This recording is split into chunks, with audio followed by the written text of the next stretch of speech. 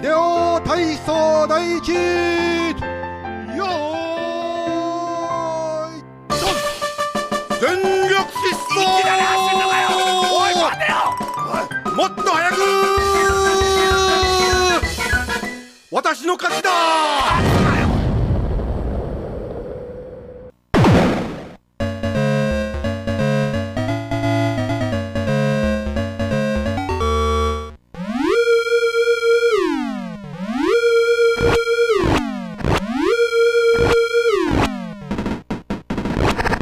Bonjour, bienvenue dans Superplay. Bonjour Ben. Salut Julien. Ben, aujourd'hui tu nous montres quoi? Alors aujourd'hui je vous montre un Superplay de Green Beret. Green Beret, vieux jeu d'arcade. Connu en France aussi sous le nom de Russian Attack. Pour Ouais, ceux qui connaissent je crois que c'était la version NES. Je crois que c'était la version aussi aux États-Unis. Oui. Enfin, c'était Green Beret, c'est la version japonaise et c'est vrai qu'il s'est exporté sous un autre nom Voilà. de Russian Attack. C'est vrai. Voilà, donc moi je le connaissais sous Russian Attack avant que tu m'en parles un peu plus.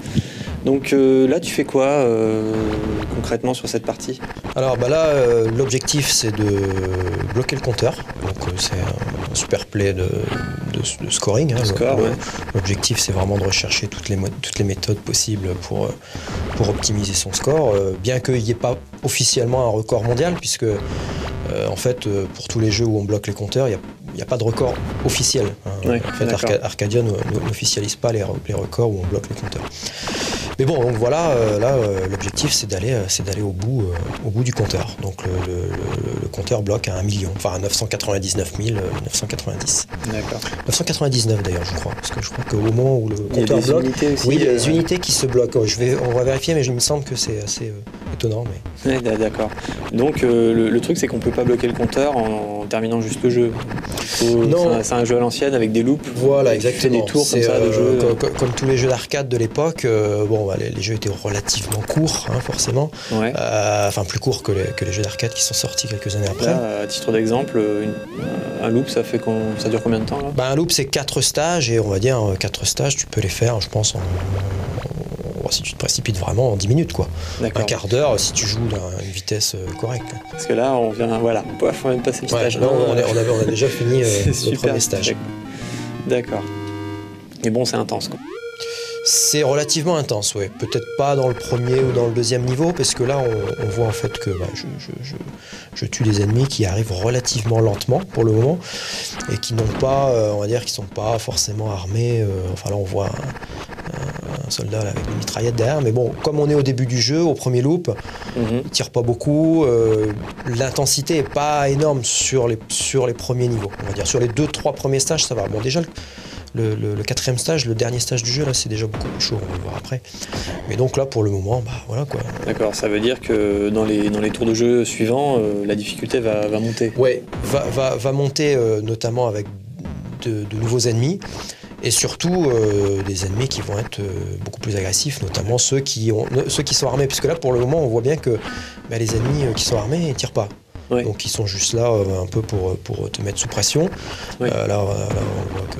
voilà, Ceux qui arrivent de derrière, là... Voilà, disons que celui qui arrive de derrière, il peut se mettre à tirer, mais il faut vraiment aller vers la droite, si tu veux. Ouais, Il faut vraiment qu'il te suive. S'il te suit, au bout d'un moment, il va décider de tirer, mais bon, pour le moment, il tire pas une cadence... rapide, on va dire. Alors que dans les loops plus élevés, on voit tout de suite que dès leur apparition, souvent ils tirent assez vite.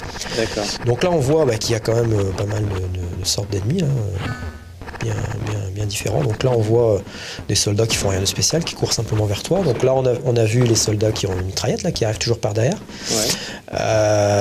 Donc ensuite, on a un soldat là qui arrive avec une sorte de lance-roquette, là, un bazooka.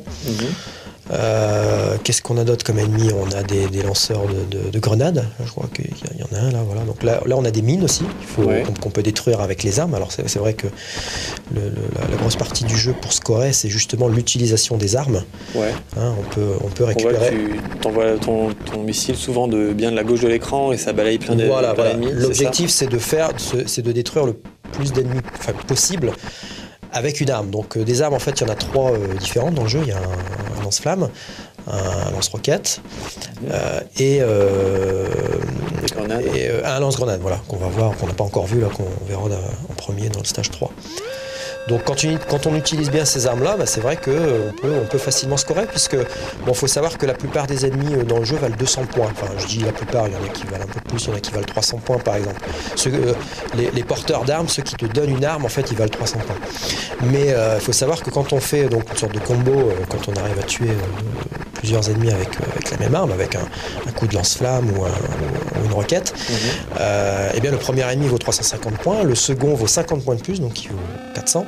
Ouais. S'il y en a un troisième, bah, il va avoir 50 points de plus, ça fait 450, et ainsi de suite. Donc tu vois, si on détruit une série de 4, 5 ennemis, ça devient intéressant. 6, je le fais peut-être une fois ou deux dans le jeu, mais c'est très très rare, c'est plutôt entre 3 et 5. Il faut les laisser venir, quoi. Voilà, faut les laisser venir, faut bien connaître les patterns du jeu. Alors, faut bien faire la différence entre les vagues d'ennemis là qui arrivent. Là, par exemple, on voit qu'il y a toujours des ennemis en continu. Voilà, il y a une vague d'ennemis qui arrive par 3 là, comme ça à chaque fois. Et type brun là. Et voilà, et il y a aussi donc ceux qui arrivent par derrière là, les mitrailleuses. Les soldats orange là et jaunes, hein, enfin orange et bleu pardon. Et donc ceux-là arrivent par vague, c'est-à-dire qu'une fois que je les ai tués, bon bah tu peux être sûr que là par exemple j'en ai tué 3, ils vont revenir peut-être 2 secondes après. Donc il y a des vagues d'ennemis qui arrivent de manière constante, et puis il y a aussi des ennemis qui sont là de manière fixe, c'est-à-dire par exemple lui là, l'ennemi qui est accroupi, il arrive toujours là à cet endroit-là du jeu, toujours. De même qu'on va en voir après d'autres ennemis qui arrivent. C'est pas totalement aléatoire. Non, voilà, par exemple là on voit le lance-grenade, le lanceur de grenade, bon bah lui il est toujours là à cet endroit-là.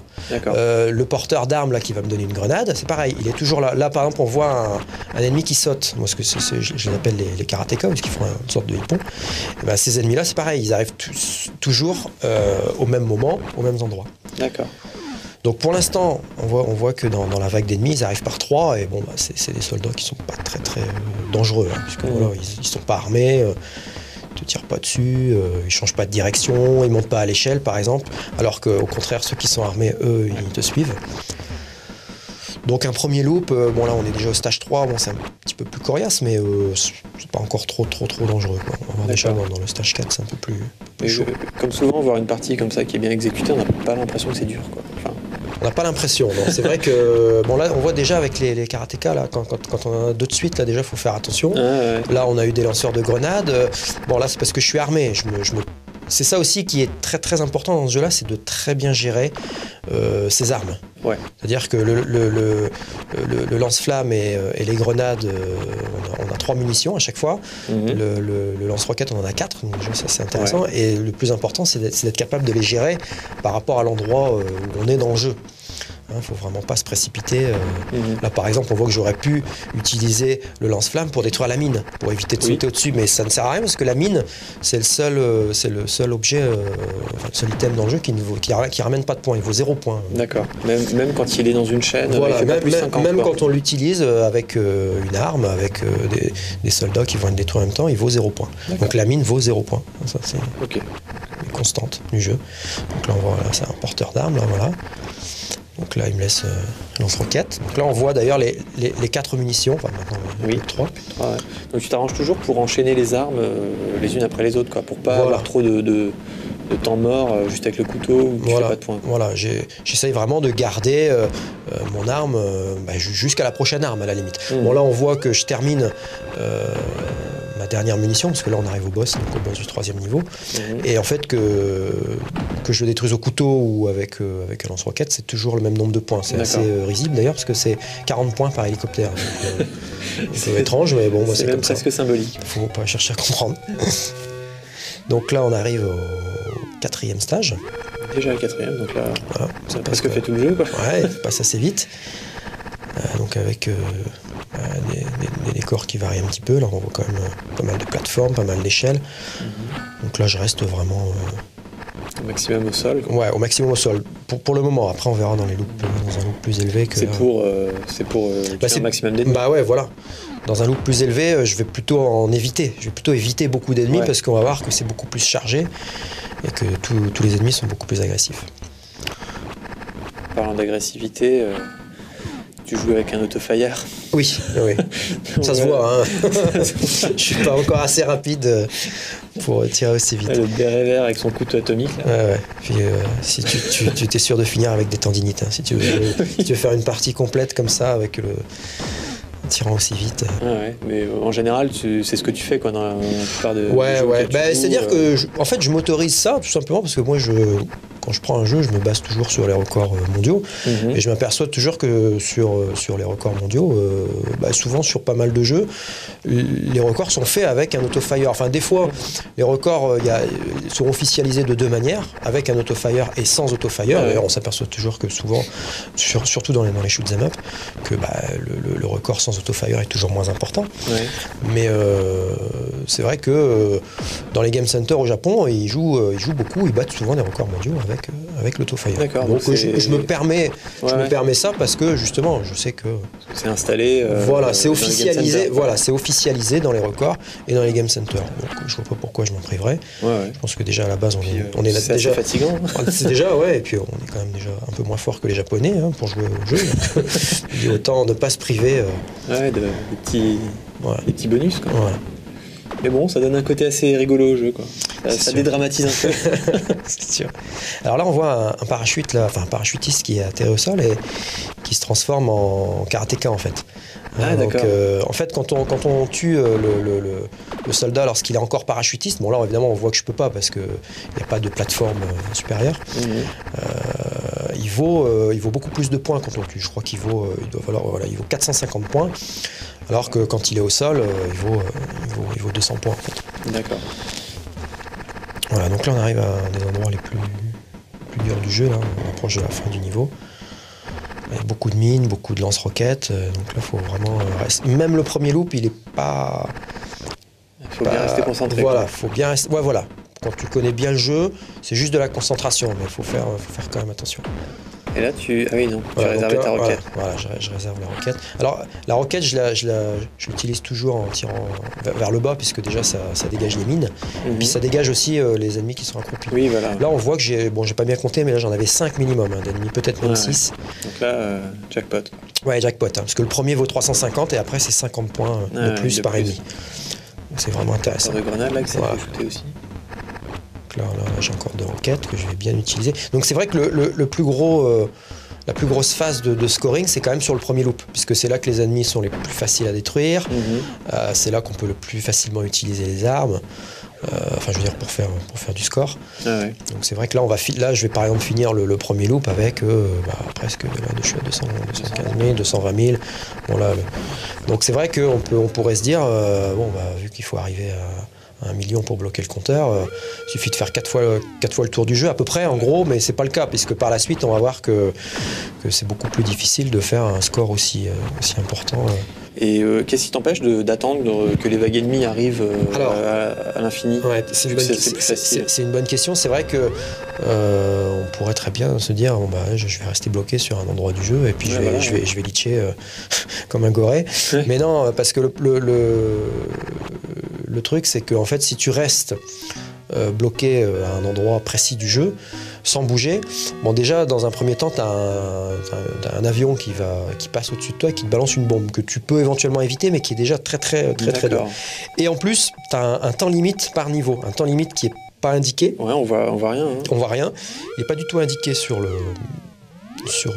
jeu, mais au bout d'un moment, tu as une petite sirène avec un hurry up qui est inscrit juste en dessous du high score. Et là, on te prévient que il te reste plus que, on va dire, une dizaine ou une quinzaine de secondes, quoi. Parce que sinon, tu meurs automatiquement. D'accord. Donc, et ça vaudrait pas le coup de leacher un peu comme ça toutes tes vies sur un niveau? Disons que les vies, je préfère les garder quand même en stock, quoi, parce qu'on sait jamais. C'est vraiment si dur que ça. Ouais, là pour l'instant on le voit pas, mais selon les endroits du jeu où tu vas perdre une vie, tu peux très bien perdre 2-3 vies. C'est un peu comme, je sais pas, un peu un jeu comme R-Type, c'est-à-dire que si tu repars à poil à un endroit donné du jeu, parce qu'il faut savoir que quand on perd une vie, on repart à un endroit du jeu qui est un endroit un peu précédent, un checkpoint, mais à certains endroits du jeu, c'est vraiment essentiel d'avoir une arme. Ouais. Sans cette arme, ça devient beaucoup plus difficile d'évoluer et de passer tranquillement. D'accord. Donc, évidemment, c'est pas comme R-Type. C'est vrai qu'R-Type, il y a certains endroits du jeu où si on meurt, on est quasiment game over, quoi. Là, c'est pas le cas, mais c'est quand même assez compliqué sur certains endroits du jeu. Ouais, d'accord. Donc là, on voit que je suis reparti au premier niveau second loop. Et donc là, on voit que les vagues d'ennemis commencent à être modifiées. C'est-à-dire que là, par exemple, on voit des séries de 3 ennemis comme on voyait au premier loop. Voilà, mais donc des ennemis là, comme ceux-là, comme ceux qui arrivent, là, qui font rien de spécial. Et puis, une fois sur deux, on a une vague d'ennemis comme ça, là, des karatékas qui te sautent dessus. Et donc ceux-là sont beaucoup plus compliqués à esquiver, parce que de deux choses l'une, soit il faut les tuer en sautant. Mais bon, t'en as quand même 3 à la suite, donc il faut quand même sauter et être sûr qu'en dessous, il n'y a rien, il n'y a pas une mine ou il n'y a pas un autre ennemi qui passe.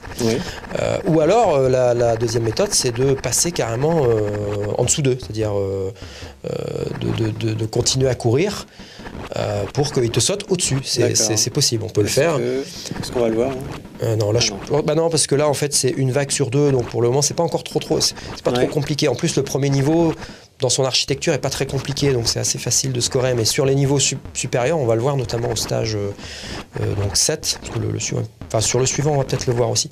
Mais il y a souvent des séries d'ennemis comme ça où je me contente de courir, en fait. Et Enfin, disons que c'est plutôt eux qui me passent au-dessus. Parce qu'ils me sautent dessus, en fait, et comme ils changent pas de direction. Donc toi, tu as bien conservé ton arme. Voilà, donc là, j'ai vraiment... on voit que c'est intéressant, parce que là, c'est vrai que j'en détruis facilement. J'en tue facilement en 6, là. Et là, ils te sautent pas dessus, les karatékas qui sortent du camion? Bah si, mais là, en fait, je leur laisse pas le temps, parce que il faut... Voilà, ils sautent au dernier moment. D'accord. Donc la difficulté va augmenter comment, là, au fur et à mesure des loops c'est les vagues d'ennemis, en fait. Là, on voit, par exemple, là, on est dans le deuxième loop, là, dans le premier niveau, donc dans le stage précédent, dans le stage 5, on avait une vague sur 2 d'ennemis, c'était des karatékas, une vague sur 2 d'ennemis, c'était des soldats comme ça qui arrivent, qui sont vraiment pas dangereux. Et progressivement, au fil des stages, on va s'apercevoir qu'il va y avoir de moins en moins de vagues d'ennemis comme ça, là, qui arrivent, et de plus en plus de karatékas. Pour arriver jusqu'au stage donc 11, à partir du stage 11. Donc au loop numéro 3, il y a plus, donc toutes les vagues d'ennemis, c'est des karatékas. D'accord. Donc on n'a plus affaire à des ennemis comme ça. De temps en temps, il y en a un qui arrive, mais ça fait partie des ennemis qui sont fixes. C'est-à-dire qu'à certains endroits du jeu, il y a encore quelques ennemis comme ça qui arrivent et qui, quelque part, sont très chiants. Parce que comme on s'attend à toujours avoir la même vague d'ennemis, une fois de temps en temps, ça change un peu de rythme. C'est un peu compliqué. En fait, il faut bien connaître. Là, par exemple, cet ennemi-là qui vient d'arriver, il arrive toujours à cet endroit-là du jeu, quel que soit le loop. Celui qui descendait de l'échelle, là ? Ouais. Non, celui qui arrivait par le milieu de l'écran, qui est pas armé, en fait. Ouais. Donc là, on voit un parachutiste, mais qui n'arrive pas jusqu'à la plateforme, donc malheureusement, je peux pas le tuer. Lâcher une roquette pour un parachute. Bah ouais, ça n'a pas trop d'intérêt. Voilà, donc là c'est essentiel, parce que non seulement je détruis les mines, ça permet de passer facilement.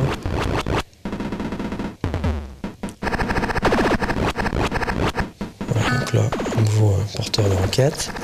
Alors là, en plus, on voit quand même qu'il tire, le parachutiste. Donc même en s'approchant, c'est toujours un peu dangereux. Il tire plus qu'au loop 1 en plus. Hein, ouais. Alors là, on voit que je conserve. Là, tu fais la bonne petite esquive. Ouais. Ben, je conserve tout simplement parce que derrière, je vais devoir... voilà, là encore, tu vois, j'aurais pu tirer, mais je conserve parce que je sais que derrière, il va y avoir des mines et un lanceur de roquettes qu'il faut absolument tuer. Voilà, là, on le voit d'ailleurs, il était à la limite du scrolling. Ah, tu l'as eu quand même. Ouais, je l'ai eu quand même, et c'est vraiment important de le tuer parce que sinon, on ne peut pas passer par le dessus. Sinon, il vous balance une grenade. Et par en dessous, il faut bien le détruire. Et si on n'est pas armé, il faut d'abord sauter les mines, ensuite il y a cet ennemi-là qui est là, en plus les karatékas qui arrivent, enfin bref, ça peut devenir très très compliqué, alors que là on voit que je suis uniquement au stage 6, mais c'est parce que je maîtrise bien la gestion des armes. Oui, d'accord. Pour bien s'en rendre compte, il faut y avoir joué, tout simplement. Oui. Moi, je sais qu'à mon époque, en arcade, je l'ai beaucoup squatté. Ouais. Et quand je dis squatter, je jouais pas seulement, je regardais aussi beaucoup de joueurs jouer, et je n'ai jamais vu personne finir le premier loop. On a vu le hurry up. Voilà, donc là on avait limite, accompagné d'une petite sirène. Voilà, donc là ça m'indique que dans 15 secondes, je vais mourir. C'est clair. Là, sur le niveau stage 2, c'est uniquement sur le stage 2 qu'on le voit, non ? Enfin, tu le vois dans cette partie. Ouais, c'est vrai que je prends peut-être un peu plus mon temps sur ce stage 2, ou peut-être que c'est tout simplement le temps limite qui est alloué par rapport à ce stage qui fait que c'est peut-être un peu plus dur, mais voilà, donc là on voit que commence à être un peu plus compliqué là, toujours. Donc là, on va voir qu'il y a 2 vagues d'ennemis en suivant, de karatéka, là, on va voir. Ouais. Donc là, à partir de ce stage-là, c'est 2 vagues d'ennemis en suivant. Comme voilà, des ennemis qui sont pas dangereux. Et après, c'est 2 vagues d'ennemis karatéka. Donc là, ça commence déjà à être un peu plus dur. Et on voit là, celui qui est la mitrailleuse, là, Il te tire dessus. faut pas le laisser en vie trop longtemps. Hein, parce que, je sais pas si t'imagines, avec les karatékas qui arrivent, faut quand même sauter pour les tuer. Oui, il faut bouger obligatoirement. Voilà, et si lui il te tire dessus en même temps, bah, tu gères pas grand chose. Oui, Quoi. parce que quand tu tires dessus, tu es obligé de t'arranger. Voilà, donc tu as une chance sur 2 de te faire tuer. D'ailleurs, on n'a pas trop parlé du système, du maniement du jeu. Ça se passe comment Alors, c'est un jeu qui se joue avec 2 boutons. Donc le premier bouton, c'est le couteau, hein, tout simplement. Et le second bouton, c'est les armes. Donc à partir du moment où on récupère une arme, là par exemple on voit que j'ai la grenade, voilà, c'est l'utilisation d'une arme. Donc il faut savoir que pour sauter, il faut utiliser le stick en fait. Utiliser si on veut sauter à la verticale. Voilà, si on veut sauter à la verticale, il faut aller vers le haut, mais bon, si on veut sauter en allant vers l'avant en même temps, il faut aller en diagonale, quoi. Et c'est pas forcément, c'est pas aussi facile à gérer au premier abord qu'un jeu où on a un bouton pour sauter. Ça, c'est beaucoup plus facile à gérer. C'est beaucoup plus compliqué qu'un jeu de plateforme. Ouais, voilà. D'accord, et d'autant plus que visiblement le saut, une fois qu'il est lancé, tu peux plus l'arrêter, quoi. Voilà, tu peux pas du tout gérer comme dans certains jeux on peut faire la trajectoire du saut. C'est vrai que dans pas mal de jeux de plateforme, on peut gérer la trajectoire, par exemple sauter à la verticale et puis juste avant de retomber partir un peu sur la droite. Ouais, pour ajuster le saut. Voilà, pour vraiment être beaucoup plus précis. Là on peut pas. Une fois qu'on a sauté, une fois que la trajectoire est partie, d'ailleurs c'est quand même beaucoup plus réaliste que de changer de direction pendant la trajectoire du saut. On peut plus changer. Donc c'est vrai que le moindre saut à la limite devient beaucoup plus dangereux.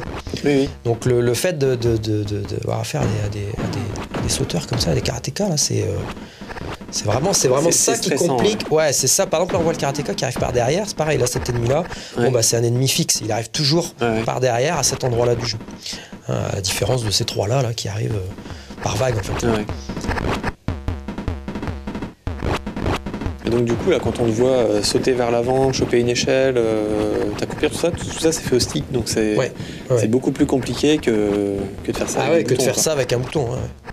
Bon, après, c'est vrai qu'on peut presque tricher par rapport au gameplay qui a été donné par les programmeurs. Il suffit de recabler un bouton à la place du saut et puis jouer au jeu avec un 3e bouton qui te permettrait de sauter. C'est tout à fait gérable.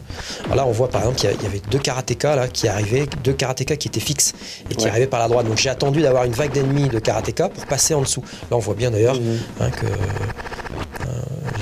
la technique utilisée pour passer en dessous fonctionne bien. Des ennemis. Mais bon, c'est pas évident parce qu'il faut pas s'arrêter. Là, par exemple, on voit qu'avec la mine, j'ai failli me faire avoir. J'ai failli retomber sur la mine un petit peu trop vite. Donc là, on voit qu'il y a une mine. Je vais l'utiliser. Je pense que je vais pas. Voilà, là, je passe puisque je veux pas la détruire pour pas gâcher. De munitions. De toute façon, t'en avais pas. Ouais, c'est vrai que je croyais que j'en avais encore une, mais là, j'en avais plus. Tant qu'à sauter, autant le faire quand c'est des karatékas qui arrivent.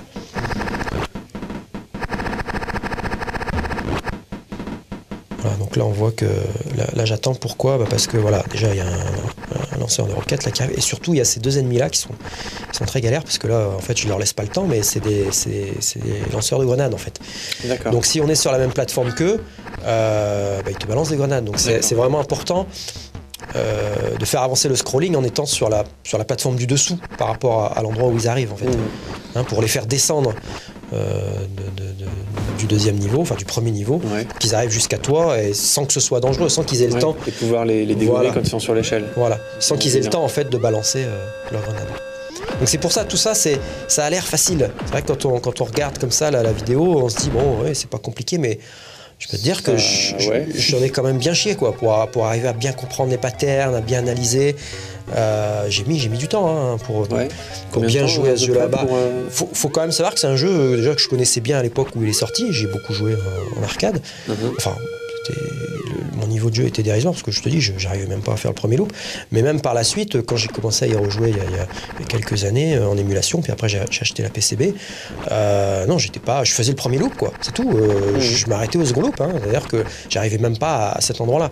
Et puis c'est vrai que bon, je me suis donné les moyens, j'ai analysé un super play d'un joueur japonais qui bloquait le compteur, et là j'ai vraiment été fasciné par le côté stratégique, quoi. Ouais. Donc voilà, ça m'a donné envie de faire beaucoup mieux, quoi. Parce que c'est vrai que faire un loop du jeu, c'est pas trop compliqué. Je pense que n'importe quel joueur qui aime jouer à ce genre de jeu finira forcément à faire un loop. Évidemment, il faut beaucoup d'entraînement, parce que le 4e niveau est quand même bien difficile. Ouais. Mais là, on voit pareil. Là, on voit que j'ai attendu les 2 ennemis fixes qui arrivent à ce moment-là pour bien passer en dessous. Mais c'est vrai que bloquer le compteur, c'est assez fastidieux. Hein. Faut quand même, D'ailleurs, là, t'es à 375 000. Ouais. Et on va passer tout de suite on va avancer au loop qui nous intéresse. Voilà, au loop en fait, déjà qui nous montre que la difficulté est maximale. Ouais. Et puis ensuite, le loop sur lequel j'arrive à bloquer le compteur, c'est-à-dire j'arrive à faire le score d'1 million. Ok, on va faire une petite avance rapide.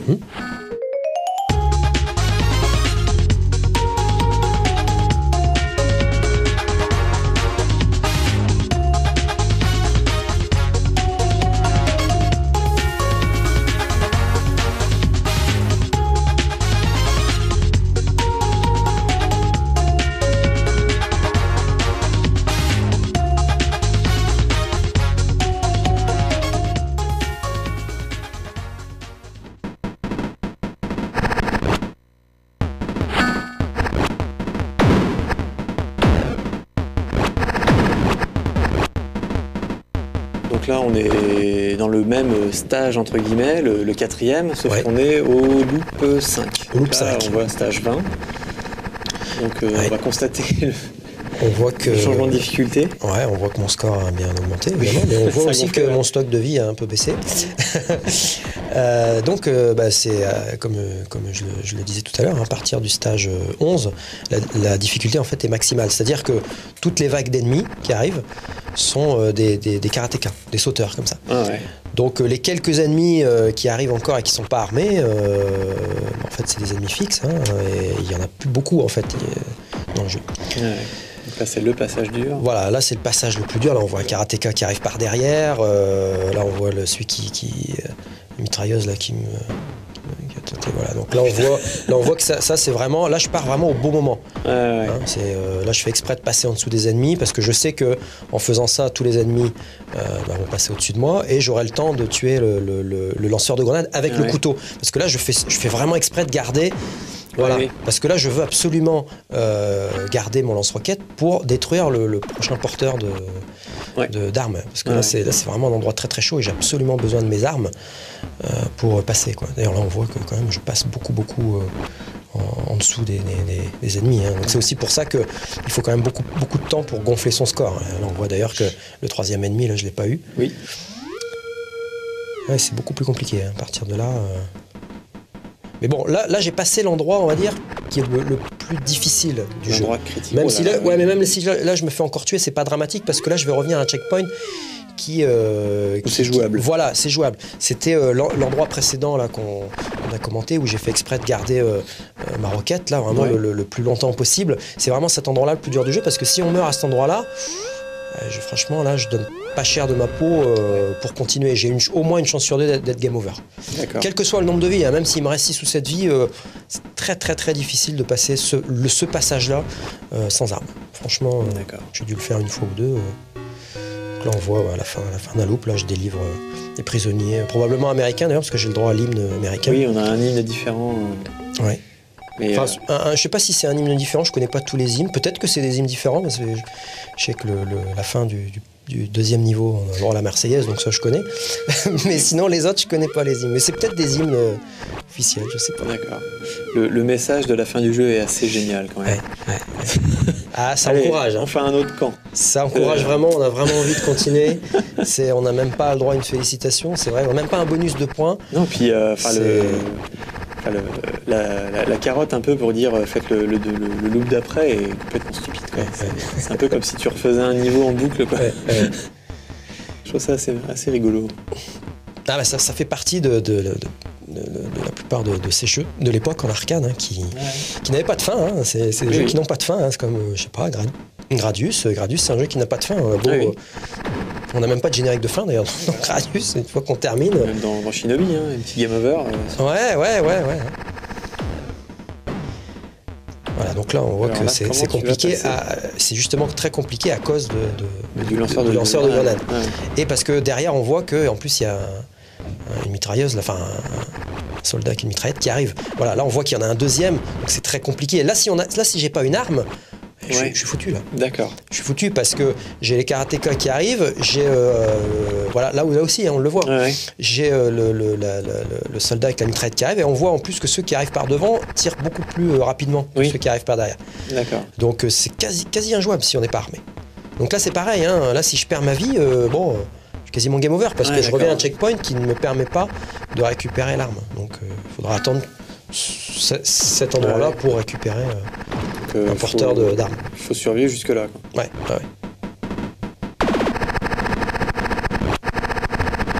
Donc là, on voit que j'utilise vraiment toute l'architecture du niveau avec les camions.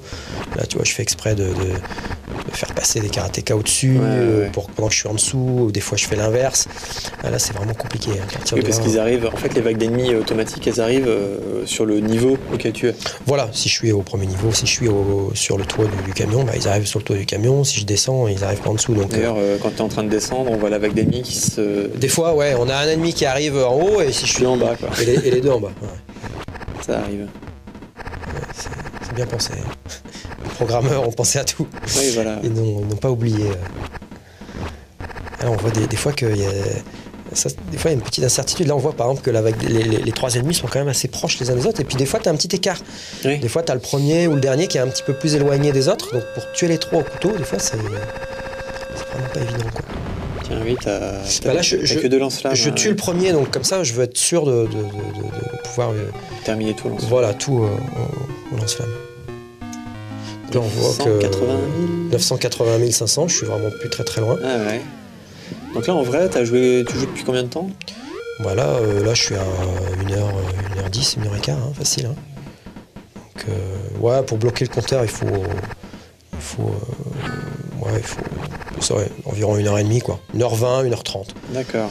Après, tout dépend comment on score dans les loops très élevés. Hein, parce que là, c'est vrai que je pourrais, par exemple, passer tous les ennemis. Là, là on voit que ceux-là, je les tue, mais je pourrais passer en dessous, quoi. Je pourrais continuer à passer sans chercher à faire du scoring. Mais bon, j'ai pas trop envie de m'éterniser. C'est pas le genre de jeu où j'ai vraiment envie de jouer pendant 3 heures. Je cherche quand même à gagner un peu de temps. Mon objectif, c'est vrai que c'est de scorer, mais c'est de scorer le plus vite possible, quoi. Parce que... tendance à dire plus c'est long, plus c'est bon, mais bon, là, c'est peut-être pas le cas quand même, quoi. Surtout que là, je vois quand même qu'il me reste que 3 vies, quoi. Là on n'a pas vu, mais il y a un moment où j'ai quand même un gros stock de vie. J'ai au moins 8 vies, quoi, 8 vies en stock. Ouais. T'as tout perdu, quoi. Voilà. C'est vraiment pas non, ça peut aller très vite. Peut aller très vite. Exactement comme dans les shooting games, avec les shooting games qui offrent un armement évolutif et où on perd tout quand on perd une vie, quoi. Et ces jeux-là, c'est très cruel, hein. Franchement. Oui. D'ailleurs, avec le temps, j'ai de plus en plus de mal à jouer à ces jeux-là. Ah oui, d'accord. Vraiment, encore ce jeu-là, ça va parce qu'il y a que 1 ou 2 endroits où vraiment, si on perd une vie, on a assez peu de chances de récupérer. Là, on voit que c'est juste. Hein, les 3, le saut, là, on voit qu'il y a un petit décalage avec le 3e ennemi. D'ailleurs, ça y est. Hein. Oui, alors on voit que d'ailleurs le chiffre, comme tu disais, il me semblait bien, parce que j'ai fait quand même le Superplay il y a un petit moment, il y a plus d'1 an, donc j'ai pas eu le temps de revoir, mais il me semblait bien que le chiffre d'unité passait à 9 au moment du blocage du compteur. Alors qu'aucun ennemi donne des... Oui, aucun ennemi donne 9 points par unité. Ouais. Donc c'est un peu étrange. Ouais. Mais donc là, tu continues à jouer ? Bah oui, là je continue à jouer. Je sais que la plupart des joueurs... ce genre de jeu arrête. C'est-à-dire se suicide, parce que c'est vraiment le score. Mais bon, oui, là, après, bah oui, hein, là, moi j'ai envie de voir un peu jusqu'à quel niveau je peux aller. Je crois qu'une fois, j'avais dû aller, parce que je l'ai fait 2 fois, hein, le blocage de compteur, et je crois qu'une fois, j'avais dû aller, j'ai dû monter au niveau 27 ou 28, je crois.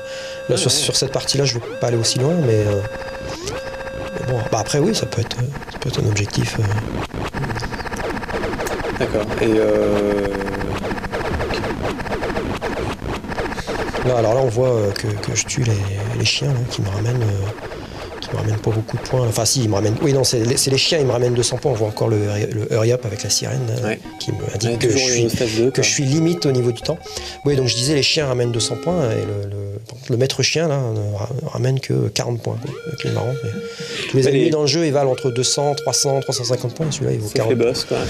Oui. Après, il y a le boss du 3e stage avec les hélicoptères là qui ramène 40 points aussi. C'est marrant ça. Un peu dérisoire. Mais... Voilà, donc là, on voit que je commence à aller chercher le porteur d'armes dès le début du jeu. Alors là, un niveau avec une architecture bien compliquée, parce que beaucoup de lanceurs de grenades, beaucoup de mines. Et le problème, c'est que à partir du moment où il y a un lanceur de grenades, je peux pas passer au-dessus. Enfin, je veux dire, je peux pas. Oui, tu peux pas aller sur le niveau. Voilà, aller sur l'étage supérieur et passer, parce que le lanceur de grenades envoie des grenades de manière continue. Alors avec des ennemis qui arrivent de manière constante, ça, c'est quasiment injouable, quoi. Ça, c'est vraiment, c'est juste là. Donc là, encore une fois, faut vraiment bien gérer l'arme, enfin son armement et bien gérer les 2 étages, quoi. Réussir à monter au bon moment. C'est juste. Là, on voit d'ailleurs que le fait que les ennemis là, qui se mettent à tirer derrière, c'est un handicap, parce que c'est pas un handicap dans le sens où c'est dur d'éviter leurs balles, il suffit de se baisser, mais pendant ce temps-là, tu as les ennemis qui arrivent et qui te sautent dessus. Donc par rapport au premier loop, par exemple, les ennemis qui arrivent, ils te sautent pas dessus, donc là il suffit de se baisser là et de tirer sur les ennemis en même temps qui arrivent par la droite. Bah ouais. Tandis que là on peut pas. C'est vraiment ça qui augmente la difficulté du jeu. Moi je sais que quand j'ai commencé à y jouer sérieusement à ce jeu-là, en aucun cas j'arrivais à passer le 2e loop, parce qu'à partir du second loop, tu avais des vagues d'ennemis comme ça, des karatékas qui arrivent, je comprenais pas, quoi. Et c'est vrai que la grosse astuce que j'ai comprise du jour au lendemain, c'est le fait qu'on pouvait passer en dessous, quoi. Voilà. Oui. Cette astuce-là, j'ai mis énormément de temps à comprendre ça. Ça paraît simple comme ça paraît évident, mais jamais, pendant des années, jamais je me suis imaginé que on pouvait courir et passer en dessous de ces ennemis-là. Parce que là, en fait, tu t'es inspiré d'un Superplay à partir du moment où tu as voulu faire ce truc, mais ça a mis combien de temps, enfin, je me suis entraîné dessus, je te dis, pendant plus d'un mois. Hein. Plus d'un mois. Plus d'un mois. Et encore, je suis pas non plus extrêmement doué. J'ai joué sous émulation, avec MAM, avec les sauvegardes. Ah oui, d'accord. Chances de ton côté. Ah bah oui, en fait, ce qui est bien avec MAM, c'est que tu peux te mettre toi-même des checkpoints, quoi. Tu te mets toi-même des checkpoints, tu retravailles les endroits du jeu, avec armes, sans armes, pour voir un peu si c'est faisable, si c'est pas faisable. Ah ouais, non, par exemple, ce passage-là, c'est une énorme complexité. Et là, on voit que, normalement, à cet endroit-là, il me reste une grenade, et là, j'avais balancé mes 3 grenades, bon ben voilà, quoi. Donc, ça n'a pas raté, hein. Ouais.